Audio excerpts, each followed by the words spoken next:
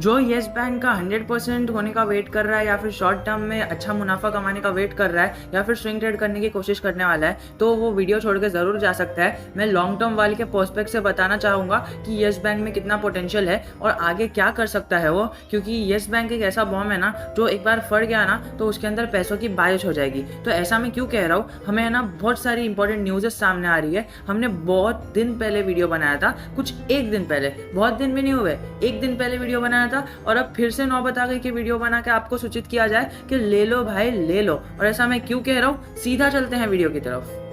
सबसे पहले तो अगर हम यहाँ पर देखें, एक दिन का चार्ट पैटर्न में मेरे को कुछ इंटरेस्ट ही नहीं है, रुचि नहीं है, मुझे इंट्राडे करना ही नहीं है। और अगर आपको इंट्राडे करना है प्लीज़ वीडियो छोड़ के चले जाइए। बट ये मल्टीबैगर करोड़पति आपको कैसे बना सकता है वो हम चर्चा करेंगे। एक महीने में भी हमको रुचि नहीं है, हम सीधा चलते हैं एक साल की तरफ। एक साल की अगर हम बात करें तो 10% के रिटर्न है। पर अगर हम यहाँ पर बात करें ना तो देखिए, पहले ये स्टॉक गिरा, ठीक है, ये इतना गिरा, इसको छोड़ सकते हैं, मैं आपको एक बॉक्स बना के बता देता हूँ। पहले ये स्टॉक यहाँ से गिरा, ठीक है, नीचे के तरफ मूवमेंट है, फिर जो रैली आई है ये स्टॉक में वो इनक्रेडिबल है। वो जितना भी गिरा था ना सारी की कसर छोड़ दिया है। 24 से 25% गिर गया था। 24 से 25% बहुत ज़्यादा होता है। आपको अभी ऐसा लग रहा होगा कि वैसा कम है, पर देखिए उतना गिरने के बाद 70% भाग गया। मतलब आप समझ रहे हो, इतनी छोटी सी गिरावट। मतलब ये कब से गिरा पता है, अगस्त से ये अक्टूबर नवंबर तक गया। अगस्त सितंबर अक्टूबर नवंबर 4 महीने तक गिरा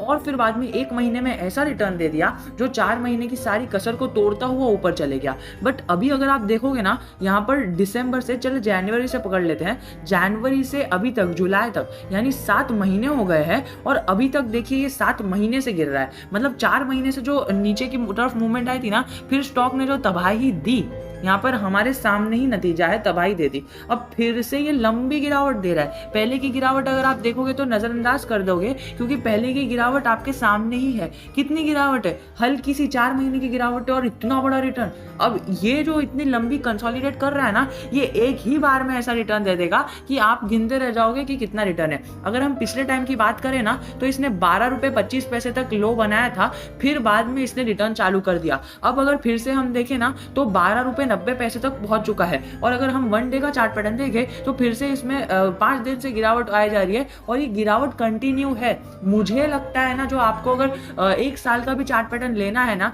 तो आप 12 रुपये 25 पैसे तक रुक जाओ बस। इतना तगड़ा सपोर्ट जोन है ना, क्योंकि उसको तोड़ के ऊपर जाता है तो ऊपर चले जाएगा। क्योंकि अगर आप यहाँ पर देखोगे, यहाँ पहले है ना 11 रुपये 70 पैसे से ऊपर गया वो, फिर नीचे आया, फिर यहाँ पर वो 12 रुपये 25 पैसे से ऊपर गया। यानी ये थोड़ा थोड़ा करके अपने रेंज को बढ़ा रहा है। 11 रुपये 70 पैसे, फिर 12 रुपये 25 पैसे, अब 12 रुपये 50 पैसे का उसने बना लिया है। पर हमें ना 12 रुपये तक पकड़ के चलेंगे कि 12 रुपये इतना साइकोलॉजिकल और टेक्निकल सपोर्ट जोन है, क्योंकि मैं आपको वो दिखाऊंगा कैसे है। तो उसकी वजह से अब ये स्टॉक है ना हमें एक ऐसा अपवर्ड मूवमेंट दे देगा और वो इतनी जो 6-7 महीने की कसर है ना, सब एक ही बार में निकाल देगा।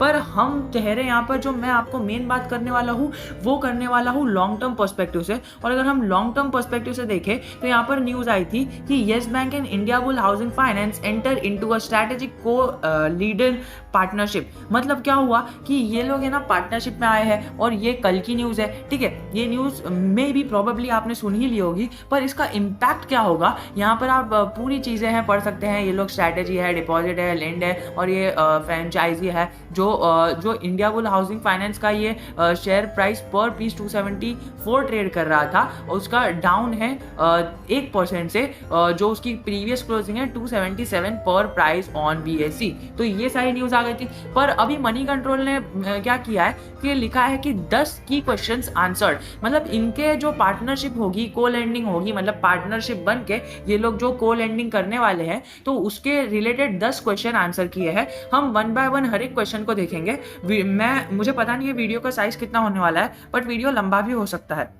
सबसे पहले तो है ना, ये लेंडिंग बिजनेस में आने वाले हैं, दोनों पार्टनरशिप करके ये लेंडिंग बिजनेस करने वाले हैं। तो यहाँ पर हम देख सकते हैं कि क्या को लेंडिंग में क्या क्या अलग अलग क्वेश्चन आ सकते हैं। सबसे पहला क्वेश्चन ये है कि क्या दोनों के को लेंडिंग में सब मिनिमम अमाउंट रहेगा। तो आरबीआई ने बताया है कि 20% share of the individual loan books रहेगा, जो उसका लोन साइज रहेगा 10 crore between the bank and NBFC. और द एनबीएफसी जो है ना, उसको 2 करोड़ अपनी बुक में है ना रिटेन करना पड़ेगा। अब आपको अगर कुछ भी क्वेश्चन का आंसर मेरी तरफ से नहीं समझ रहा है ना, तो आप मुझे बता देना, मैं आपको कमेंट सेक्शन में आपके लिए हमेशा उपलब्ध हूँ और आपको बता दूंगा। या फिर अगर उसको डिटेल्ड एक्सप्लेनेशन चाहिए तो मैं वीडियो भी बनाने के लिए आपके लिए तैयार हूँ। ठीक है, व्हाट अबाउट रिस्क शेयरिंग। तो यहाँ पर देख रहे हैं कि ये दोनों रिस्क कितना शेयर करेंगे। तो यहाँ पर बता रहा है कि रिस्क और रिवॉर्ड का जो को लेंडिंग है ना, वो है ना बोरोवर्स के उस पर शेयर्स होगा। और जो उनका इंडिविजुअल मतलब जो खुद है ना, वो उनका जो जितना एक्सपोजर रहेगा, मतलब जो इंडिविजुअल है,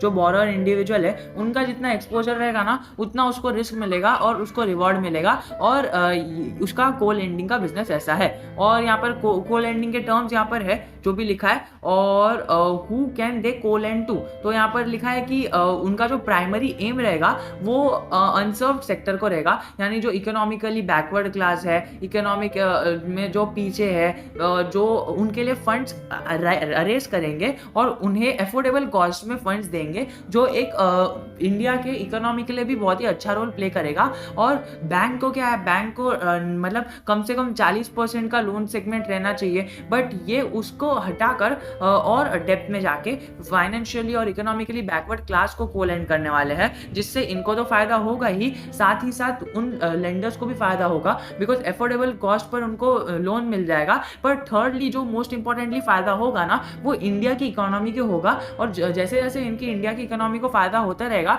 वैसे वैसे इनके जो मिशन है वो बूस्ट होता रहेगा और इनके शेयर पे भी उसका प्रभाव पड़ता दिखेता फिरेगा। और यहाँ पर लिखा है but is this a new idea.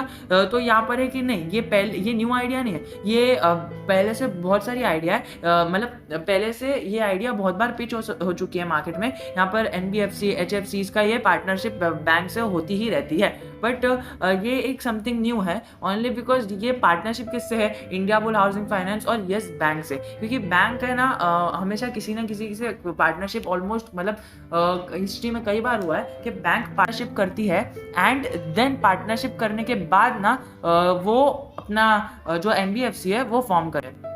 और सेकेंडली अगर हम बात करें कि क्या ये गेम चेंजर होगा, तो वो जो है ना डायरेक्टर ऑफ सदान जो है, एग्जीक्यूटिव डायरेक्टर ऑफ सदान है पी सतीश, इन्होंने कहा है कि माइक्रो लेंडर्स जो है ना उनको फायदा होगा। इनके लोन के प्रपोजल की वजह से इनका जो लोन का प्रपोजल है वो बहुत गुड है और जो बोरोवर क्वालिटी है ना वो बैड है। It is difficult to find a co lender, मतलब इनका जो को लेंडर है ना वो फाइंड करना डिफिकल्ट था, बट अभी इन्होंने अपने साथ पार्टनरशिप कर लिए तो वो इनके लिए बहुत ही अच्छा प्रभाव पड़ेगा।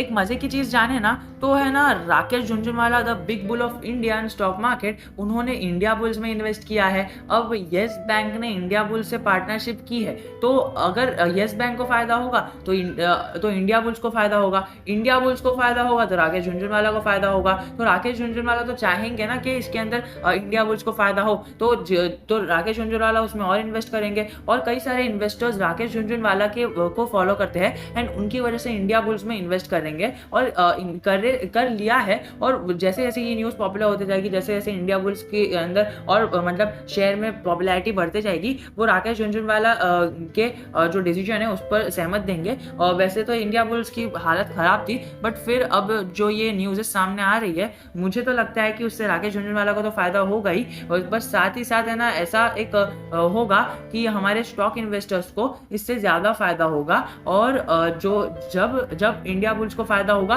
तब यस बैंक को फ़ायदा होगा।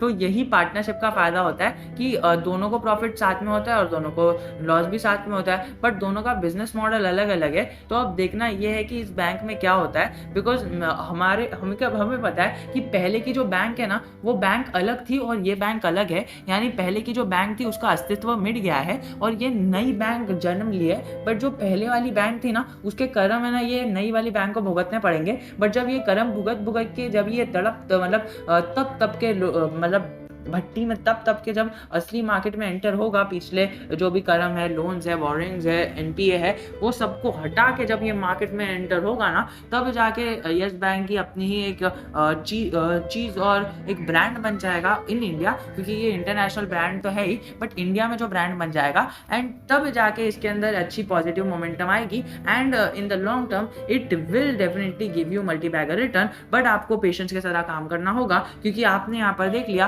कि ये येस बैंक पहले की तरह बैंक नहीं रही, ये नई बैंक हो गई है, बट ये नई बैंक का है ना पैटर्न बन रहा है कि ये हाई जाती है, फिर बहुत लंबे समय के लिए नीचे जाती है, फिर हाई जाती है 1 महीने के लिए, फिर लंबे समय के लिए नीचे जाती है।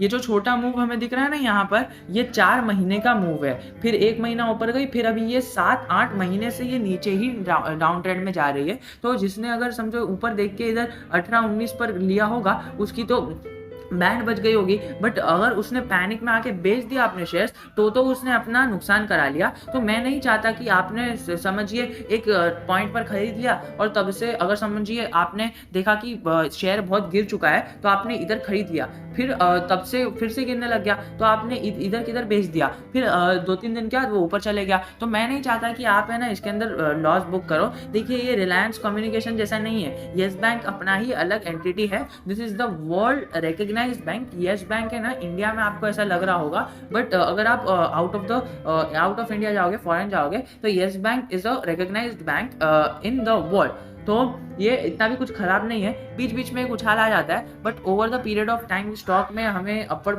नेगेटिव मूवमेंट ही दिख रही है, बट एक उछाल आएगी और स्टॉक इसको तोड़ देगा। ठीक है, तो आज के लिए इतना ही।